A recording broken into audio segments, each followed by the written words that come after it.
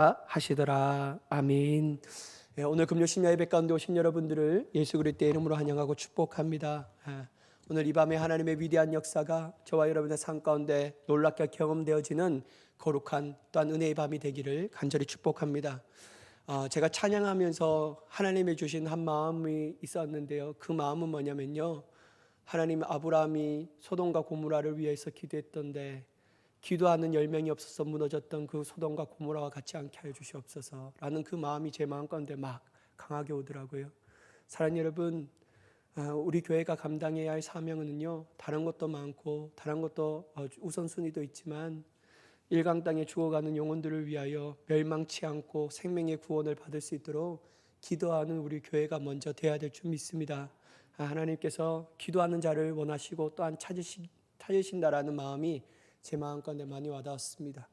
제가 오늘 너무나도 피곤한 한 날이거든요. 새벽기도 갔다 와서 어머니가 이사하시는데요, 올 사람이 없어요. 그래서 저도 안 가려고 그랬는데 오늘 갔다가 한 5시, 6시 정도에 와서 이렇게 준비했습니다. 제가 이게 발음이 좀 안 되더라도 여러분들 양해해 주시고 이해해 주시면 감사하겠습니다. 여러분, 이번 주부터 매주 금요 심야 예배 시간에는요, 요한계시록의 말씀을 가지고 좀 은혜를 같이 나누도록 하겠습니다. 여러분, 요한계시록은 한마디로 이 묵시록이라고 얘기할 수 있는데요, 이 묵시록의 특징이 뭐냐면요, 사람들에게 가려져 있던 무엇인가를 사도 요한을 통해 드러내어 보여주는 하나님의 말씀이라는 거예요. 묵시록은 가려져 있던 것을 드러나게 보여주신다라는 그 묵시록 형태로 이 하나님의 말씀이 기록되어져 있는데요, 특별히 여러분, 요한계시록은 기록 연대에 대해서 학자 간에 여러 가지의 의견들이 있지만 대부분 학자들은 도미티니아우스 황제 시절인 AD 95년경에 아마 기록되었을 것이라고 봅니다. 또한 요한계시록은 1세기 말 로마 제국에서 박해에 직면했던 그리스도인들에게, 그리고 2000여 년 동안 세계 곳곳에서 유사한 핍박을 당한 하나님의 종들에게 위로와 용기를 주는 하나님의 말씀이라고 할 수 있습니다. 특별히 여러분, 여기 바벨론 이런 거인데요, 그 상징적인 의미는 그 시대와 상을 보면요, 로마를 나타내고 있다라는 거예요. 그래서 로마에게 얼마나 큰 압박과 또한 박해와 고난을 당했냐면 그게 너무 그리스도인들로서 견디기가 어려운 거예요. 그러니까 사도 요한이 또 하나님이 주신 계시로 믿는 자들이 지금 당하는 고난과 고통은 아무것도 아니로되 장차 나타날 영광이 있다. 그러니까 뭐라고 얘기하냐면 참고 견디라는 거예요. 견디면 복이 있을 것이다 라고 말하는 것이죠. 여러분, 이래서 어떤 사람은 요한계시록을 나누면, 저도 예전에 그랬지만 요한계시록은 참 대할 때마다 두렵고 무서운 말씀 중에 하나입니다. 왜냐하면 임박한 종말, 그걸 나타내기 때문이죠.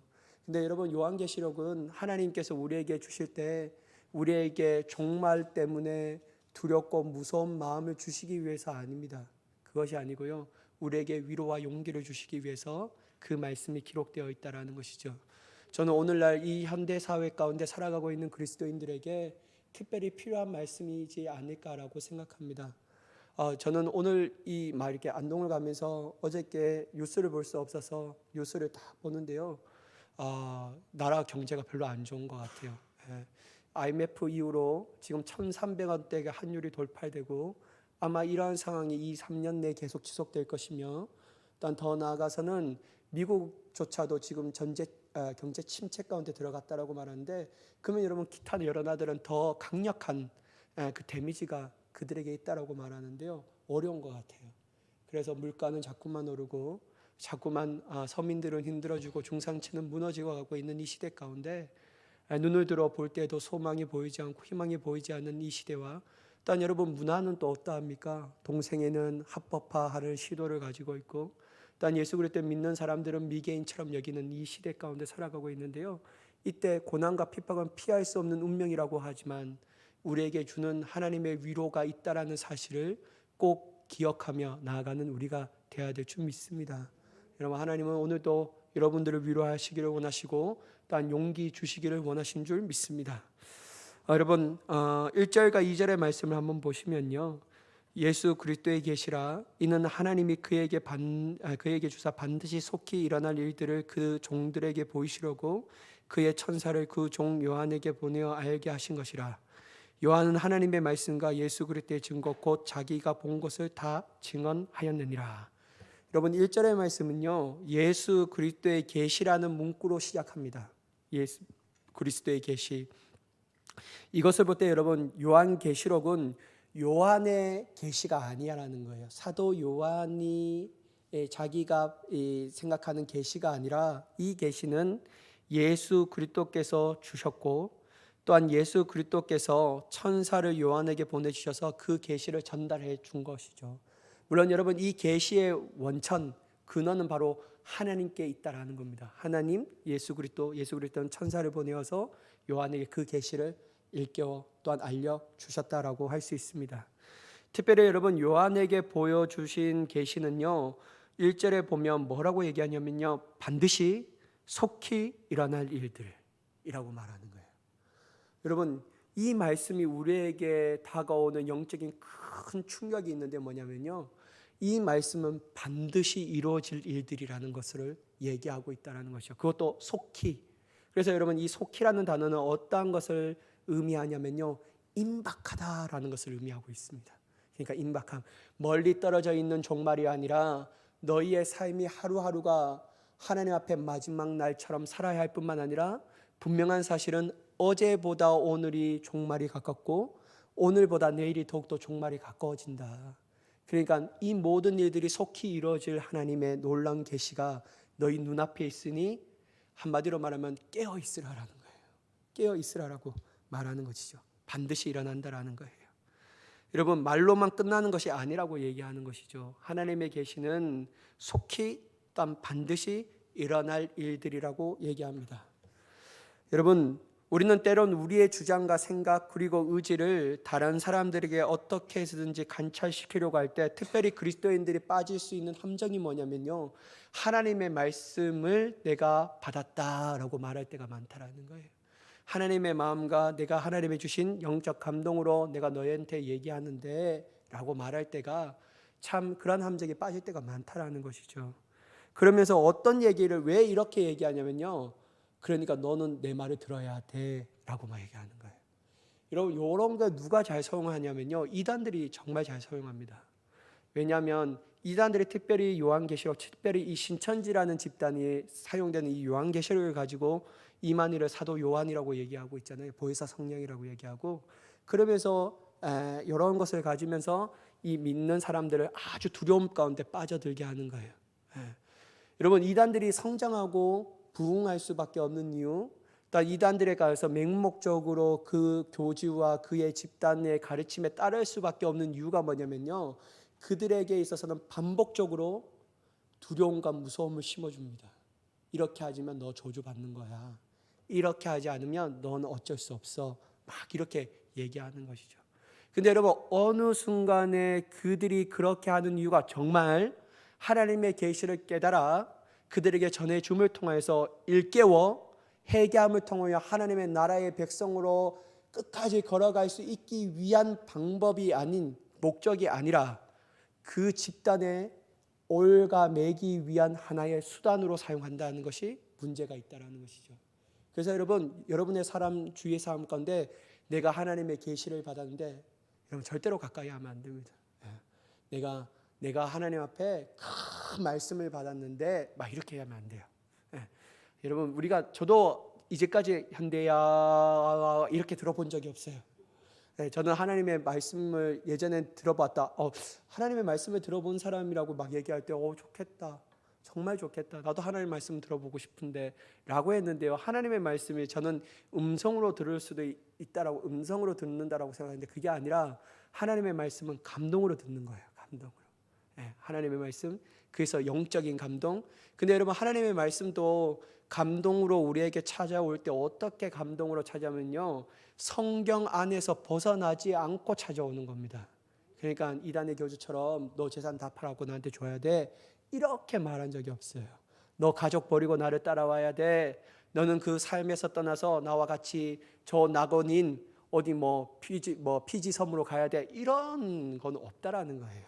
오직 성경 안에서 하나님의 말씀 안에서 분별할 수 있는 감동을, 또한 그 감동에 하나님의 말씀을 들은 사람도 분명히 분별할 수 있도록 그렇게 하나님께서 분명하게 깨닫게 해주신다라는 것이죠. 그래서 여러분, 이 계시는 하나님의 계시만의 말씀을 해야 한다라는 거예요. 제발 그리스도인들이 자기가 생각하는 주장과 생각을 관철시키기 위해서 막 사람들에게 억압하기 위하여 막 강하게 얘기하기 위해서 그런 말을 하면 안 된다라는 것이죠. 그거는 나의 계시지 하나님의 계시가 아니라는 것이죠. 여러분, 사도 요한은 철저하게 예수 그리스도의 계시라라고 말하고 있다는 사실을 우리가 볼 수 있습니다. 그래서 여러분, 우리가 취해야 할 행동은 뭐냐면요, 다름이 아닌 온전히 하나님께 주신 말씀만, 그분의 뜻만 전해야 될 줄 믿습니다.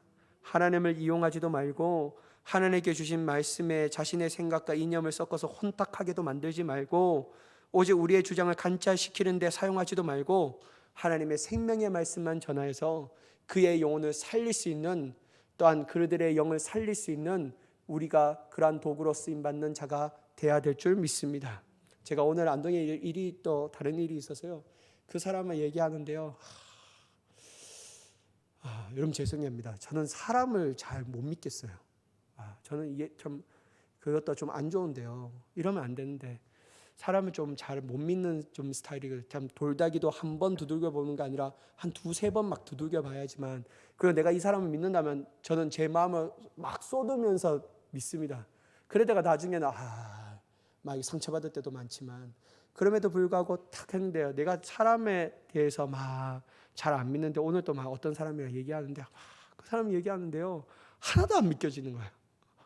정말 1도 안 믿겨지는데, 왜냐하면 그 사람이 지금까지 우리에게 했던 모든 말들의 신용이 하나도 안 지켰어요. 그러면서 오늘 또 내가 당신의 말을 어떻게 믿냐 막 얘기하는데요, 그러면서 자기도 내가 목사라는 걸 알아요. 나도 교인인데요, 그러면서 제가 얘기하지 말라고, 내가 당신이 그 얘기를 하면 난 이 자리를 박차고 나가겠다고 막 얘기했어요. 저는 그게 너무 싫어요. 자기의 얘기를 하라는 거예요. 자기의 얘기를. 제가 그분한테 뭐라고 했냐면, 제발 하나님이 도대체 무슨 죄가 있기에 이 자리에 왜 하나님이 이 자리에 와야 되냐, 당신이 욕심으로 당신의 얘기를 하고 싶은 게 아니냐, 왜 하나님을 이용해야 되냐, 하나님 도대체 무슨 죄가 있기 때문에 우리의 이용의 대상이 가치가 되어야 되냐라고 막 제가 그 사람에게 막 얘기했어요. 사랑하는 여러분, 제발 하나님을 이용하지 말아야 합니다. 여러분, 우리는 하나님을 이용하는 게 아니에요. 하나님이 우리를 이용하실 수 있도록 우리를 전적으로 하나님 앞에 드리는 자가 되어야 될 줄 믿습니다. 바뀌어지면 안 된다라는 거예요. 제발 바뀌어지면. 여러분, 정말로 그렇게 말하면 안 되지만, 물론 저도 그러한 가능성과 그런 것들에서 전혀 예외입니다라고 얘기할 수 없지만, 여러분, 오늘날 물론 수많은 목사님들은 정말로 진실하고 거룩하고 정말 하나님을 바라보면서 목회하는 분도 있지만, 어떤 분들은 철저하게 하나님을 이용하는 사람들이 있다라는 거예요. 여러분, 제발 하나님 이용하지 말자라는 거예요. 우리 하나님 얼마나 많이 이용해서 여러분, 세상 사람들이 그리스도인들은 물에 빠져 죽으면 입만 둥둥 뜬다고 말만 저렇게 잘하냐고 말만. 여러분, 우리는 하나님을 이용하는 것이 아니라 하나님을 영화롭게 할 수 있는 자가 되어야 될 줄 믿습니다. 하나님이 우리를 이용할 수 있게끔 해야 돼요. 우리를 사용할 수 있게끔. 그게 너무 좋은 거예요. 그래서 내가 그 사람에게 그 말 하지 말고 당신의 말만 하라고 내가 막 그랬어요. 제발, 나는 너무 싫다고. 하나님 도대체 무슨 죄가 있냐, 예수님이. 그러면서 막 얘기했어요. 제가 오늘 이 설교를 준비하면서 그 마음이 자꾸 오는 거예요. 예수 그리스도의 계시라. 사도 요한 또한 내가 하나님의 계시를 받았는데 내 말을 믿어, 이렇게 하는 게 아니에요. 오로지 사도 요한은 하나님께서 보여주신 것, 특별히 예수님께서 한상으로 그분께서 모든 것을 보여주신 그것을 얘기하고 있는 거예요. 그래서 여러분, 모든 사람들로 하여금 사도 요한의 초점을 맞추는 것이 아니라 듣는 이로 하여금 하나님에 대한 초점, 예수 그리스도만을 바라보게 하는 그 결과를 낳게 됐는 줄 믿습니다. 여러분, 우리 모두가 얘기할 때 모든 사람들로 하여금 자신을 주목하게 하는 것이 아니라 하나님을 주목하게 할 수 있는 믿음의 사람이 되기를 간절히 축복합니다. 여러분, 3절의 말씀을 보면 이 예언의 말씀을 이룬 자와 듣는 자와 그 가운데 기록한 것을 지키는 자는 복이 있나니 때가 가까움이라. 여러분, 요한계시록은 7가지의 복이 선포됐는데요, 그 첫 번째는 요한계시록의 말씀을 읽고 듣고 그것을 지키는 자들에게 선포됩니다. 이 사람들이 복이 있다라는 거예요. 요한계시록은 읽는 것도 또한 듣는 것도 중요하지만 특별히 저는 이 말씀을 읽을 때 어떤 것이 제 마음가에 가장 와닿았냐면요, 지키는 자가 복이 있다라는 것이 제 마음가에 막 다가오는 거예요. 여러분 한번 생각해 보십시오. 하나님께서 우리에게 당신의 입으로부터 나오는 생명의 말씀을 우리로 하여금 읽게 하시고 보게 하신 이유가 도대체 무엇이냐라는 거예요. 여러분, 하나님의 말씀은 왜 이렇게 우리가 읽을 수 있는 상향이 된 문자로 우리에게 주셨을까요? 그냥 읽기만 하라고요? 또한 여러분, 하나님께서는 왜 예배의 형태를 통해서 이 하나님의 세우신 사람을 통하여 하나님의 말씀을 선포하고 또한 선포된 그 하나님의 말씀을 회중으로 향하여 성도들이 그 말씀을 듣게 하셨을까요? 단지 들으려고만 하려고? 그게 아니라는 거예요. 여러분, 우리가 조금만 생각해 보면 하나님께서 보게 하시고 말씀을 보게 하시고 그 말씀을 듣게 하신 가장 하나님의 뜻하신 뜻이 있다는 사실을 금방 우리는 알아차릴 수 있다는 것이죠. 왜 하나님께서 우리로 하여금 듣게 하시고 왜 하나님께서 우리로 하여금 하나님의 말씀을 읽게 하셨을까요? 왜냐하면 읽고 듣는 자만이 순종할 수 있으니까. 하나님은 읽고 듣는 것에 그치는 것이 아니라 순종하는 데까지 나아가기를 원하신다라는 겁니다. 여러분, 순종하는 자는 읽어야지 순종하죠. 들어야지 하나님의 말씀이 깨닫게 되니까 우리가 순종하며 나아갈 수 있다라는 거예요. 근데 여러분, 우리는 너무나도 읽는 것에 익숙해졌습니다. 듣는 것만 만족하는 거예요. 근데 하나님께서는 읽고 듣는 것으로만 우리의 신앙생활에 만족하는 것이 아니라 너가 듣고 읽었던 모든 말씀은 네 삶 가운데 지켜 행하라 라고 말하는 거예요. 그게 복 있는 사람이라고 얘기하고 있다라는 것이죠. 사랑하는 여러분, 우리는 읽고 듣는 것만으로도 만족하는 자가 되지 말아야 합니다. 물론 여러분, 말씀을 읽지 않고 듣지 않고 하나님께서 원하신 방법과 방식대로 살아가는 삶은 불가능합니다. 그래서 우리가 할 수 있는 대로 하나님의 말씀을 읽는 시간을 더욱더 힘쏟아야 합니다. 또한 하나님의 말씀을 듣는 시간과 그 자리를 사모해야 한다는 것이죠. 왜냐하면 그럴 때 우리는 우리의 기준의 삶이 아닌 하나님께서 원하시고 하나님께서 우리에게 요구하시는 그 기준을 제대로 깨달을 수 있기 때문입니다. 보지 않고 들을 수 없는데 어떻게 그 기준을 알 수 있냐라는 거예요. 여러분, 우리가 그 기준을 제대로 깨달을 수 있을 때 비로소 우리는 하나님의 원하신 그 기준으로 살아갈 수 있는 위대한 발걸음을 뛸 수 있는 줄 믿습니다. 그러니까 여러분, 언제든지 우리는 읽는 것과 듣는 것에 힘써 행해야 합니다. 이게 중요하다라고, 중요하지 않다라고 말하는 것은 아니에요. 여러분, 중요합니다. 하지만 읽고 듣고에 만족하는 것으로 끝나는 것이 아니라 순종하는 자, 이게 꼭 우리의 삶 가운데 결론이 되어야 한다는 것이죠. 그런데 여러분, 왜 예수님께서는 그 계시를 베풀어서 우리가 읽고 듣고 지키는 자가 복이 있다라고 말씀하실까요? 특별히 지키는 자가 복이 있다라고 말씀하실까요? 그건 뭐냐면요, 오늘 1절의 말씀을 보시면 이 1절의 말씀을 보시면 하나님의 때가 가까워졌기 때문입니다. 때가 가까워졌다라는 거예요. 하나님의 마지막 날이 가까워졌기 때문에, 그렇기 때문에 읽고 듣고 심지어 그 더 나아가서 지키는 자가 복이 있을 수밖에 없다라는 것이죠. 여러분, 특별히 마지막 종말의 때가 가까워지면 질수록 성령님께서도 역사하지만 또한 누구가 더욱더 역사할까요? 마귀도 또한 역사하는 거예요. 마지막 때가 되면 될수록 믿는 자를 미혹해서 하나님과의 관계를 끊어버리려고 무단히 노력하는 겁니다. 왜냐하면 자기의 마지막 때를 아니까 자기가 할 수 있는 대로 신자들을 흔들어서 그곳 가운데 넘어지게 만든다라는 거예요. 그래서 여러분, 마귀는 더욱더 신자들을 흔들어옵니다. 넘어뜨리려고 합니다. 유혹을 합니다. 여러분, 이것이 진짜입니다. 여러분, 조금만 눈을 들어 이 주위를 한번 보십시오. 오늘날 우리가 살아가고 있는 세상이 그렇지 않습니까? 정말 종말이 가까워지는 것처럼 사회적인 문화, 가치관, 현상이 정말 마귀가 판을 치고 있는 시대와 현상과 문화 가운데 살아가고 있지 않습니까? 가치관이 혼란되어서 이제는 이성애자가 정상이 되는 것이 아니라 동성애가 마치 정상인 것처럼 살아가고 있는 이 현 시대에 우리가 살아가고 있지 않습니까? 사랑하는 여러분, 마귀는 마지막 때에 더욱더 기승을 부린다라는 거예요. 그러므로 여러분, 우리가 마지막 때가 오면 올수록 우리의 마음에 세상에 빼앗기지 않고 마귀에게 빼앗기지 않으려면 온전히 읽고 듣고 지키는 자가 되어야 될 줄 믿습니다. 여러분, 이렇게 하지 않으면요, 우리는 넘어질 수밖에 없는 거예요. 그러므로 여러분, 하나님께서는 읽고 듣고 지키는 자가 복이 있다라고 말씀하는 거예요. 저는 여러분의 삶이 읽고 듣고 지키는 자가 되어서 하나님의 위대한 복을 누리며 나아갈 수 있는 축복의 사람이 되기를 간절히 축복합니다. 여러분, 4절과 6절의 말씀 보도록 하겠습니다. 요한은 아시아에 있는 7교회에 편지하노니 이제도 계시고 전에도 계셨고 장차 오실 이와 그의 보좌의 앞에 있는 7년과 또 충성된 증인으로 죽은 자들 가운데서 먼저 나시고 땅의 임금들의 머리가 되신 예수 그리스도로 말미암아 은혜와 평강이 너에게 있기를 원하노라. 우리를 사랑하사 그의 피로 우리의 죄에서 우리를 해방하시고 그의 아버지 하나님을 위하여 우리를 나라와 제사장으로 삼으신 그에게 영광과 능력이 세세토록 있기를 원하노라. 아멘. 여러분, 4절에 보시면요, 요한계시록의 수신자는 아시아, 지금의 터키에 해당하는 소아시아에 있는 7교회라는 사실을 분명하게 알 수 있다는 것이죠. 서신서의 형식을 볼 때 사도 요한은 수신자에게 지금 은혜와 평강의 인사말을 하고 있다는 것입니다.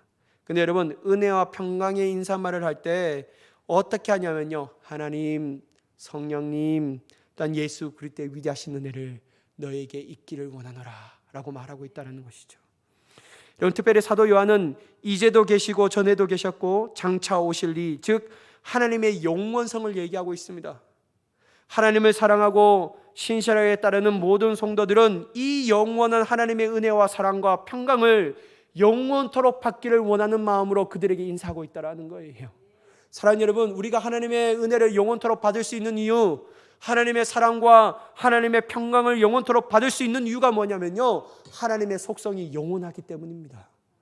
영원하신 하나님이시기 때문에 그분 안에서 나왔던 사랑도 영원할 수밖에 없으며 그분의 은혜 또한 영원할 수밖에 없고 그분의 평강 또한 영원할 수밖에 없는 거예요. 그래서 여러분, 성도에게 베푸신 하나님의 은혜와 사랑과 평강은 영원토록 받아야 한다는 겁니다. 영원토록 받아야 된다는 것이죠. 또한 여러분, 그는 충성된 증인이자 부활의 첫 열매이신 예수 그리스도는 만왕의 왕이라고 얘기합니다. 만왕의 왕이시다. 특별히 사도 요한은 피 흘리기까지 우리를 사랑하사 구원하시고 우리를 나라와 제사장으로 삼으신 예수 그리스도께 영광과 능력을 올려드리며 그들에게 인사하고 있다라는 사실을 우리가 볼 수 있습니다. 사랑하는 여러분, 성도가 세상 사람들과 다른 이유가 다양하게 있겠지만요, 그 중에 가장 큰 다른 점은 어떤 것이냐면요, 바로 하나님, 예수 그리스도, 성령님, 그분에게 나오는 사랑과 은혜, 그리고 그분이 우리에게 어떻게 일하시는지를 아는 사람으로 하나님을 믿는 사람, 그렇지 않은 사람을 구분할 수 있다는 것이죠. 우리가 몇십 년 신앙생활을 하지만 여전히 우리의 삶 가운데 하나님을 닮아감도 없고 예수 그리스도를 자신의 주인으로 모셔드리기에도 어렵고 힘든 이유는 다른 것이 아닙니다. 그것이 뭐냐면 하나님, 예수 그리스도, 성령님에 대해서 무지하기 때문입니다. 내가 아는 것 같이 생각하지만 실제적으로 그 하나님과 성령님과 예수님에 대하여 무지하고 있다는 거예요. 여러분, 우리가 하나님에 대해서 알고 예수님에 대해서 알고 성령님에 대해서 아는데 이 아는 것은 지식적과 지적인 능력으로 아는 것이 아니라 체험적으로 친밀하게 아는 것을 말하고 있다는 겁니다. 그게 바로 야다라고 말하는 그 히브리어의 말이죠. 진짜 아는 거예요. 신부가 신랑을 아는 것처럼 그렇게 아는 거예요. 그래서 여러분, 우리가 하나님과 예수 그리스도 성령님에 대해서 이처럼 안다라면요, 우리의 신앙은 반드시 성장할 수밖에 없는 거예요. 우리가 세상 사람들과 달라질 수밖에 없다라는 것이죠. 근데 여러분, 어느 순간은 내가 하나님에 대한 아는 것과 예수 그리스도와 성령님에 대한 아는 것을 멈춰져 있기 때문에 우리의 영적 성장도 멈춰지는 겁니다. 사랑하는 여러분, 우리는 하나님과 예수 그리스도와 성령님에 대해서 날마다 그것도 아주 친밀하게 알아가기를 원하는 자가 되어야 될 줄 믿습니다. 참 알아가기를 원해요. 그냥 여러분, 시간이 됐으니까 교회에 나오고